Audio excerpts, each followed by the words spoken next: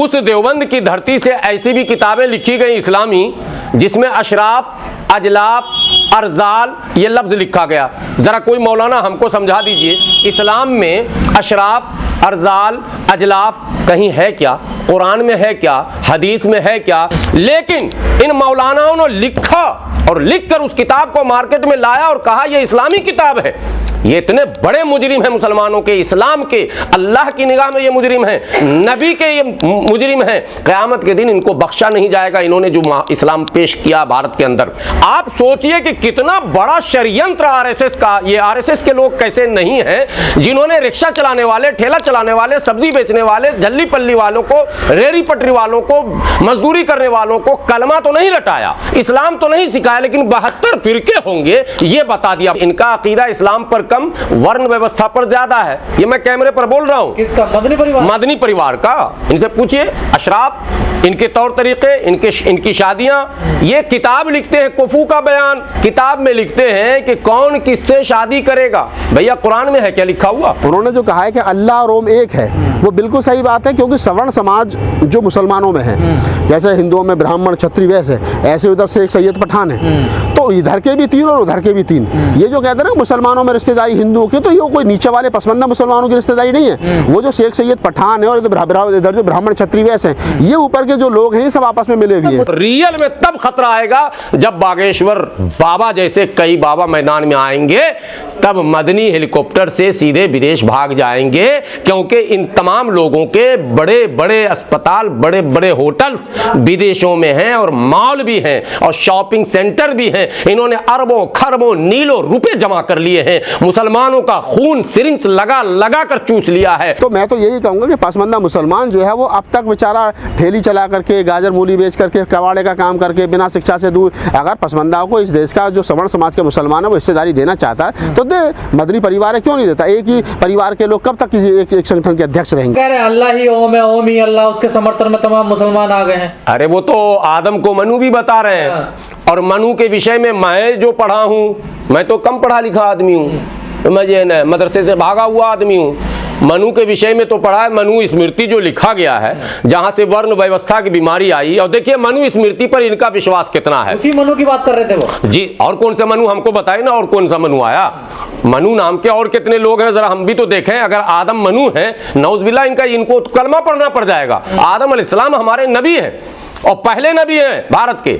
हमारा अकीदा है कि वो नबी हैं और आप उनको मनु से जोड़ रहे हैं। मनु तो वो व्यक्ति है जिसके एक एक माने छंद पर विरोध हो रहा है, एक एक बात पर विरोध हो रहा है, जिसने इस व्यवस्था को तहस नहस कर दिया, जिसने छुआछूत, भेदभाव, ऊंच नीच का माहौल बनाया मुल्क के अंदर दे, उसको आप उससे मुशाबहत कर रहे हैं, उससे आप जोड़ रहे हैं।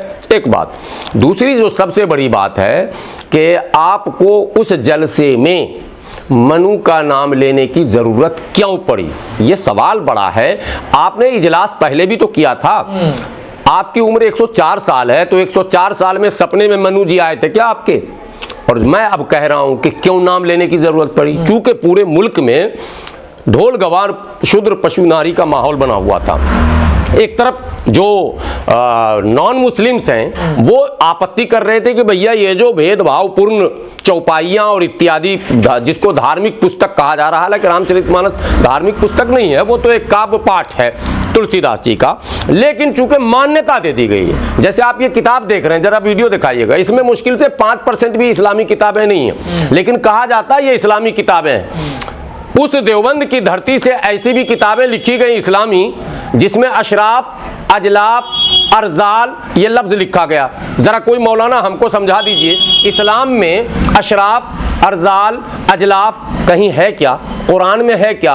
हदीस में है क्या? नौज़बिल्लाह कहीं अगर आप सोचे भी होंगे, किसी ने आपको बताया भी होगा, तो वो मुनाफिक होगा, मुसलमान तो हो ही नहीं सकता। लेकिन इन मौलानाओं ने लिखा और लिखकर उस किताब को मार्केट में लाया और कहा यह इस्लामी किताब है।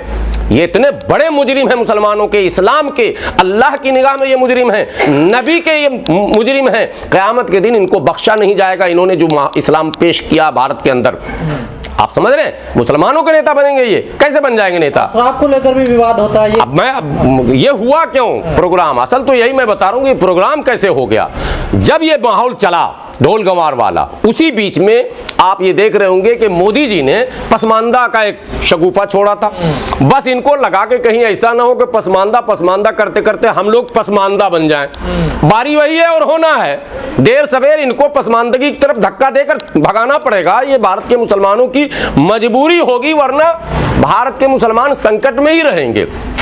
तो अब इनको लगा कि ऐसे माहौल में, चूंकि ये मनुवादी हैं, इनका अकीदा इस्लाम पर कम, वर्ण व्यवस्था पर ज्यादा है। ये मैं कैमरे पर बोल रहा हूँ। किसका? मदनी परिवार? मदनी परिवार का।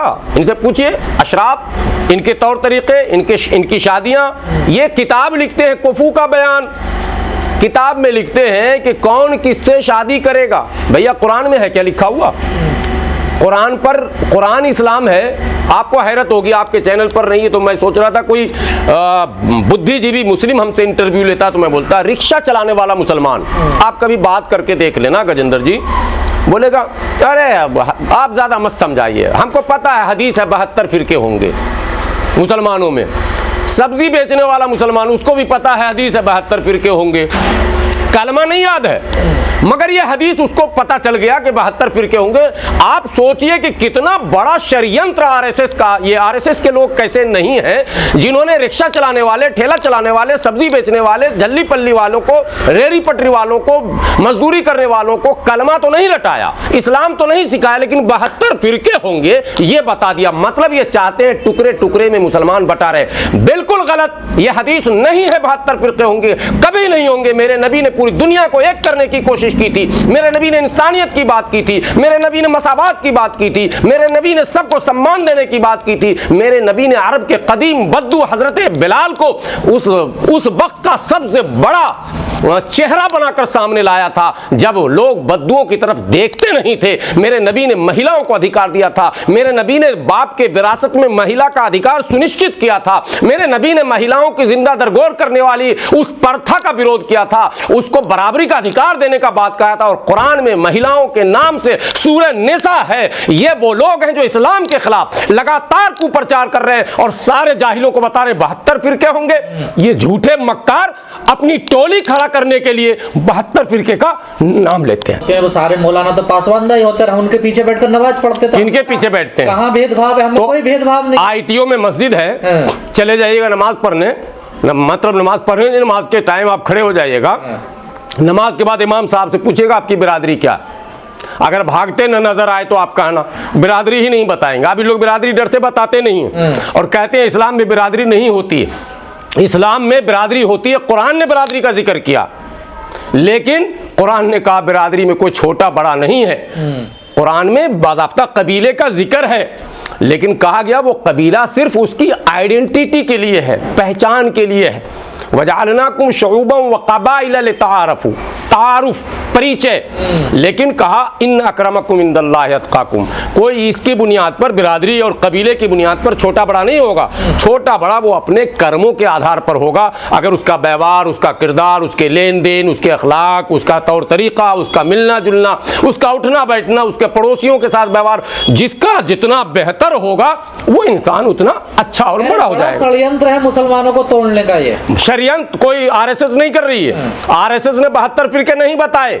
आरएसएस घूम घूम के कभी नहीं बोला कि भाई तुम्हारे में 72 फिरके हैं, यह हदीस है। ये इन मौलानाओं ने कहा है, अपनी तकरीर में कहते हैं, मंचों से कहते हैं, स्टेजों से कहते हैं, जलसों में कहते हैं। हद यह है कि मस्जिद के मेहराब और मिंबर से भी कहते हैं। ये बहुत बड़ा मसला है कि आखिर ये लोग क्यों कहते हैं इस तरह की बात कि 72 फिरके होंगे। इसका मतलब इनका इरादा मुसलमानों को 72 टुकड़े में तोड़ने का है और 72 टोलियां खड़े करने का है। और हर टोली का ये मनुवादी 72 पर मनुवादी चढ़ा हुआ है। 72 टोलियों की सरदारी यही इन्हें चाहिए, चूंकि इनके आल औलाद फैल चुके हैं। ये चाहते हैं, जैसे चचा भतीजा एडजस्ट नहीं किया ना, एक ही संगठन का 2 अध्यक्ष हो गया, तो इनको 2 अध्यक्ष बनाने के लिए 2 संगठन बनाना होगा। तो भाई 72 फिरका बोलना ही पड़ेगा ना। फिरका अगर एक है, अल्लामा अकबाल ने कहा एक ही इसका नबी, एक ही ईमान भी एक, क्या कोई बात थी होते जो मुसलमान भी एक, मुनफरिद एक है, इस कौम का नुकसान भी एक, हरम पाक भी, अल्लाह भी, कुरान भी एक, सब कुछ हमारा एक है। मगर ये मुल्ला का जो इस्लाम है ये 72 है। ताज्जुब है, अल्लाह का इस्लाम तो एक है, मुल्ला का इस्लाम 72 है। अब लीजिए 72 फिरके में पढ़िए, तो ये 72 फिरकों में से एक फिरके की रैली थी, 71 नहीं आए थे। इसलिए ये भी आप नहीं कहिएगा कि जमीयत उलमा जो है पूरे मुसलमानों की रहनुमाई करती है, 72 में से 1 की करती है, बाकी 71 तो बाहर हैं अभी। हम उन 71 को कह रहे हैं कि वो 72वां जो था उसको भी लाओ खींच के। ये हमारे यहाँ फिरका नहीं, फिरका बंदी है कहीं और कहीं जाते हैं। क्या जमाने में पनपने की यही बातें हैं। आप विकास की बात क्यों नहीं करते? आप तरक्की की बात क्यों नहीं करते? आप तालीम की बात क्यों नहीं करते? आप स्वास्थ्य की बात क्यों नहीं करते? आप महिलाओं को मुख्य भूमिका में लाने की बात क्यों नहीं करते? आप केवल धर्म धर्म धर्म धर्म, संकट संकट संकट, खतरा खतरा खतरा। ये क्या है भाई? ये कौन सा ड्रामा है कि खतरे में सब दिन रहेगा इस्लाम? और खतरा बोलते बोलते बचपन में हम लोगों को एक कहानी पढ़ाई गई थी, भेड़िया आ गया, भेड़िया आ गया। 2 4 5 बार 10 बार 20 बार बोला, पब्लिक को ये लगा कि ये झूठा है। एक बार उसने कहा दौड़ो, भेड़िया आ गया, कोई नहीं दौड़ा और भेड़िया खा गया। ये जितने 75 वर्षों से इस्लाम खतरे में, मुसलमान खतरे में, इस्लाम खतरे में, मुसलमान खतरे में, मुसलमान दौड़ता आ रहा, कभी गांधी मैदान, कभी रामलीला मैदान, कभी आजाद मैदान, भरते भरते भरते मुसलमान जब थक जाएगा तो कहेगा जाओ खतरे में रहो। और रियल में तब खतरा आएगा जब बागेश्वर बाबा जैसे कई बाबा मैदान में आएंगे, तब मदनी हेलीकॉप्टर से सीधे विदेश भाग जाएंगे। क्योंकि इन तमाम लोगों के बड़े बड़े अस्पताल, बड़े बड़े होटल्स विदेशों में हैं और मॉल भी हैं और शॉपिंग सेंटर भी हैं। इन्होंने अरबों खरबों नीलों रुपए जमा कर लिए हैं। मुसलमानों का खून सिरिंज लगा लगा कर चूस लिया है। बदले में मुसलमानों को सिर्फ कोरमा और बिरयानी और हलीम और दलीम और ये खिला खिला कर रवाना करते हैं और कद्दू गोश्त, इसके अलावा कुछ नहीं। इसलिए मैं भारत के मुसलमानों से कहता हूं, शख्सियत परस्ती से बाहर आइए। चैलेंज है इस भारत में संविधान बचाने का, चैलेंज है इस भारत में संवैधानिक व्यवस्था को मजबूत बनाने का, चैलेंज है इस भारत में मनुवाद को परास्त करने का। इन तमाम चैलेंजों का सामना करने के लिए खुद और अपने हम ख्याल लोगों की टोली बनाकर इस मनुवाद को परास्त करिए। अगर इसमें धर्म बीच में आ गया तो मनुवाद जीतेगा, बाकी जो लोग हैं वो हारेंगे। यानी कमेरा वर्ग हारेगा और लुटेरा वर्ग जीतेगा। अगर कमेरा वर्ग को जिताना है तो इन लुटेरों के खिलाफ आपको एक झंडे के नीचे आना होगा। ये मेरा संदेश है। विरोध करना आपका अधिकार है, संवैधानिक अधिकार है, आप भी कीजिए। लेकिन मैं विरोध स्वरूप नहीं बोल रहा हूं, मैं केवल इसलिए बोल रहा हूं कि मेरे दिल में एक दर्द है। मैं करीब से देख रहा हूं, 200 पावर चश्मा है, आप भी चश्मा लगाकर देख लीजिएगा। इंशाअल्लाह मुझे यकीन है कि सच्चाई आईने की तरह आपके सामने भी आ जाएगी। वो बिल्कुल सही कहा है उन्होंने, जो कहा है कि अल्लाह और ओम एक है, वो बिल्कुल सही बात है। क्योंकि सवर्ण समाज जो मुसलमानों में है, जैसे हिंदुओं में ब्राह्मण क्षत्रिय वैसे, ऐसे उधर शेख सैयद पठान है, तो इधर के भी 3 और उधर के भी 3। ये जो कहते हैं ना मुसलमानों में रिश्तेदारी हिंदुओं की, तो ये कोई नीचे वाले पसमंदा मुसलमानों की रिश्तेदारी नहीं है। वो जो शेख सैयद पठान है और इधर जो ब्राह्मण क्षत्रिय वैसे हैं, ये ऊपर के जो लोग हैं ये सब आपस में मिले हुए हैं। मुसलमान का पासबंदा कोई है ही नहीं, हमारे यहाँ कोई शब्द ही नहीं है पासबंदा। नहीं, पासबंदा नहीं है तो अली अनवर से जाकर के पूछो, इन्होंने लड़ाई लड़ी। ये तो दलीप कुमार से जाकर के पूछो जिन्होंने इसका जिक्र किया है। तो मैं तो यही कहूँगा कि पासबंदा मुसलमान जो है वो अब तक बेचारा ठेली चला करके, गाजर मूली बेच करके, कबाड़े का काम करके, बिना शिक्षा से दूर, अगर पसमंदाओं को इस देश का जो सवर्ण समाज के मुसलमान है वो हिस्सेदारी देना चाहता है तो दे। मदनी परिवार है, क्यों नहीं देता? एक ही परिवार के लोग कब तक किसी एक संगठन के अध्यक्ष रहेंगे? कब तक जो है वो जामा मस्जिद के जो वो है अपने अध्यक्ष जो है वो कब तक वही रहेंगे कि परिवार दूसरे लोगों को मौका मिलना चाहिए। हालांकि मैं देखिए कह रहा हूँ ये मुसलमानों का अपना मामला है, हमें इस पर बोलने का कोई अधिकार नहीं है, लेकिन मैं फिर भी ये कह सकता हूँ आरोप आप लोगों पर लगा रहे हैं। हाँ, मैं तो कह रहा हूँ ना कि भाई बांट रहे हैं मुसलमानों को। देखिए ये लोग कहते हैं कि अम्बेडकरवादी लोगों ने मुसलमानों को बांट दिया। हम किसी को नहीं बांट रहे, हमारा कोई मतलब नहीं है। हम कह रहे हैं कि जब आप एनआरसी सीए के मामले पर सर पर बाबा साहब की फोटो को लेकर के घूम रहे थे, एनआरसी सीए के प्रोटेस्ट पर जब आप भारतीय संविधान का प्रेम्बल लेके घूम रहे थे, तो तब हम समझे थे कि शायद आप बाबा साहब को समझ गए, संविधान को पढ़ रहे हैं। लेकिन अभी भी जो लोग ये कह रहे हैं कि आपने मुसलमानों को बांट दिया, तो कौन से लोग कह रहे हैं? कौन से वाले मुसलमान कह रहे हैं? क्या पसमंदा मुसलमान कह रहे हैं? नहीं कह रहे ना। वो तो कह रहे हैं कि नहीं अब हमें पता चला है कि हमारे भी कुछ अधिकार है, हमारे भी कुछ राइट्स हैं, हक अधिकार। हाँ, वो तो हक। हाँ, लेकिन जो सवर्ण समाज का मुसलमान है, जिनका मैंने नाम लिया शेख सैयद पठान, मैं किसी का व्यक्तिगत नाम नहीं ले रहा हूँ, लेकिन मैं सिस्टम का बता रहा हूँ, वो लोग कहीं ना कहीं जो है अभी भी उनकी रिश्तेदारी सरकारों के साथ है। मैंने देखा अंदर तक बीजेपी के आरएसएस के जो प्रचारक है वो कैसे जाकर के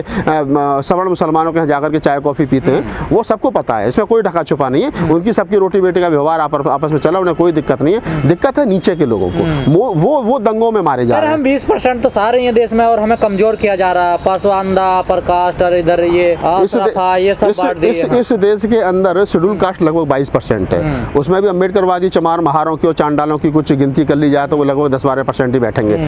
तो 10-12% जो अम्बेडकरवादी है वो पूरी फाइट कर रहा है। राम स्वरूप वर्मा को, जगदेव बाबू कुशवाहा को, ललित सिंह यादव को जब से पढ़ने लगा तो वो भी स्वामी प्रसाद मौर्य की तरह और क्या नाम चंद्रशेखर यादव की तरह तमाम लोगों की तरह बोलने लगा है। तो दिक्कतें इन लोगों को हो रही हैं और आगे भी होंगी, लेकिन जरूरत है लोगों को संविधान पढ़ने की और अपने अधिकारों को क्या जानने की। लगता है मनोवादियों का जो साम्राज्य है वो हिलने लगा है? नहीं, सिस्टम तो उनका हिला पड़ा है बहुत दिन से। डॉक्टर अम्बेडकर ने अकेले ने हिला दिया था 50-60 साल 70 साल पहले। लेकिन अभी क्या है, बीच में जब उनको लगा कि नहीं सब ढोल-बोल रवैया चल रहा, धर्म के नाम पर धर्म की अफीम सबको चटा दिया और सब धर्म के नाम पर आते रहेंगे, तो उनको लगा चल रहा है सिस्टम। लेकिन अभी जो है वो दोबारा से लोगों को लगा है कि ना तो हमने हिंदुत्व के नाम पर सरकार तो बना ली, लेकिन हम न सिस्टम में ही नहीं है। कहीं कितने सचिव हैं, कितने प्रोफेसर हैं, कितने वकील बन गए, कितने जज बन गए, कितने क्या नाम है और वाइस चांसलर बन गए, वो नहीं बन पा रहे। जब नहीं बन पा रहे तो आदमी सवाल करेगा कहीं ना कहीं।